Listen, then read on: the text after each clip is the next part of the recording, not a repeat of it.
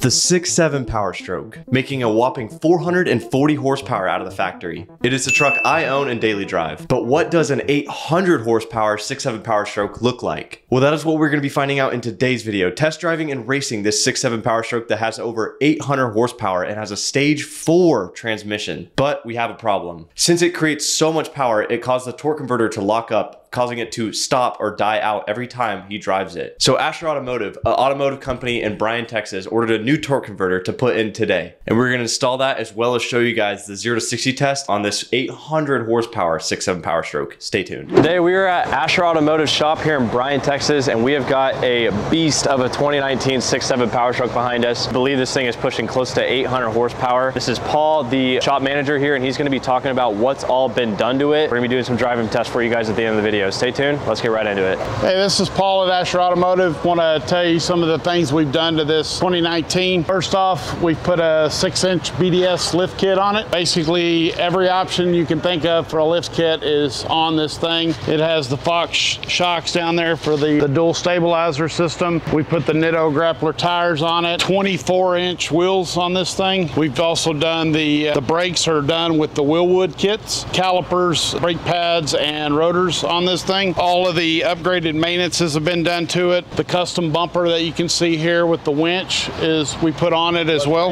A little harder to see in here is there is an upgraded transmission cooler, upgraded radiator in here. Both of those are Mishimoto. We actually have put 2 transmission coolers in this, trying to find the right balance for it. Also up in here have done considerable upgrades in here. There's some intercooler pipes that have been done. The intercooler's been replaced. We've also done some custom Maryland piping done on this thing where we have had to install different sensor locations and things like that within the intercooler pipe. Customers done some audio upgrades on this, so we've kind of had to work around as well during this. The biggest thing that he's done to it is upgraded ATS transmission, stage 4, along with the billet flex plate and the billet intermediate shaft that's been done. There's also a transmission co-pilot in this, which controls the transmission controls. It basically interrupts the connection from the actual transmission control module in the truck and functions through that for programming and different upgrades that you can do to that as well. Then we've also done the rear main seal in the truck, also put a ATS stage 4 torque converter in this truck. And that is the problem that we're dealing with today. The fact that this truck does create so much torque and horsepower has caused the torque converter to lock up in this vehicle. They do come with a 5-year, 500,000 mile parts and labor warranty on them. So it's a really good deal. Put a torque converter in it today and see if we can get this thing to go forward and stop without dying.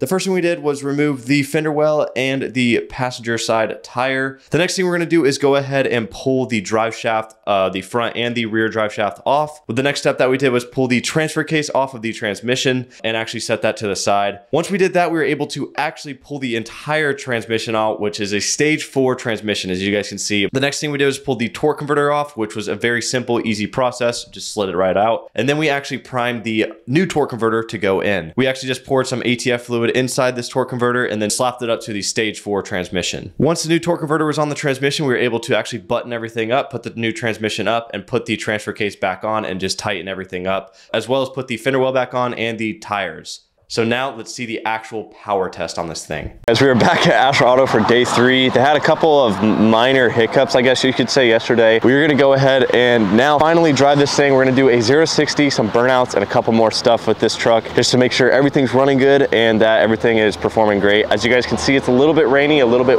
wet, so it's gonna be kind of a challenge to launch in 2x2. I think we'll be able to launch in 4x4 and get it done. Without further ado, let's go ahead and jump into the 0 to 60 on this thing and a couple other tests. Stay tuned. This is Bryan. You guys have seen him before on the channel. He did the most unreliable diesel video with us, but he's gonna be driving it today. He's also the shop owner here at Asher Automotive. But yeah, they've pretty much custom built this truck from the ground up. So we're gonna go ahead and give it a test here.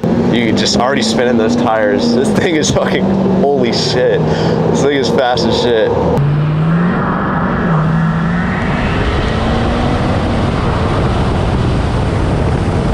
So what was the problem yesterday with it? Speed sensor, output speed sensor that went out, caused it to hang in gear. And I think him driving, I think he was hung in Dallas and had to make it back. So just him forcing it in one gear all the way back to Bryan, that's what knocked the converter out. Oh, gotcha. Y'all replaced that and now it's running good? Yeah, seems to be running. Nice. Too much boost in speed. There's 40, 56, and 60. That's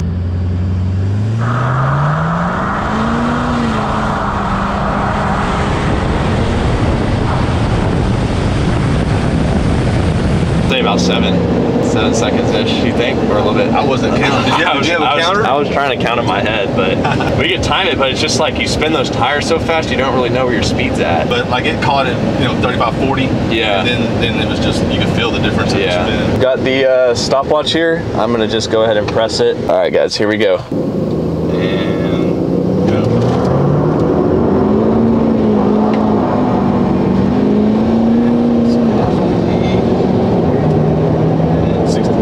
8.95.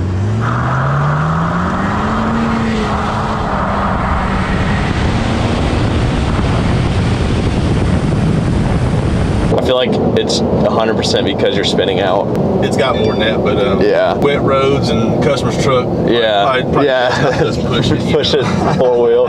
I gotcha. So you guys saw right there. I guess this can't really be like a fully accurate test, but it's 8.95 on the 0-60 for 2-wheel drive, and it's also very wet roads. So if you were to take all the conditions that we're at right now, I would cut it down a second, just because the wet roads obviously it spins the tires out too fast to even boost it up. I would cut it down to 8 seconds if I was really going to give a good accurate time for the 0-60. But if we were to do a 4x4 launch, majority of the time what I saw is you take your 2-wheel drive launch and you minus it by 2 seconds on 4x4. So if we were to take it 0-60, which is 8 seconds, we could minus it by 2. His 4x4 launch would be closer to between 5.5 seconds and 6 seconds. We don't want to test it out here because it's not really our truck. We were just testing the torque converter that they put on yesterday and all the parts that they put on yesterday, make sure everything runs good. This truck was fully built out at Asher Automotive here in Bryan, Texas. So if you guys want to take your truck here and have them build out your truck or even do any sort of service work to your truck, you guys can do so. I'll have all their information down in the description down below. And yeah, that'll be it for this one. Thank you guys for watching. Peace out.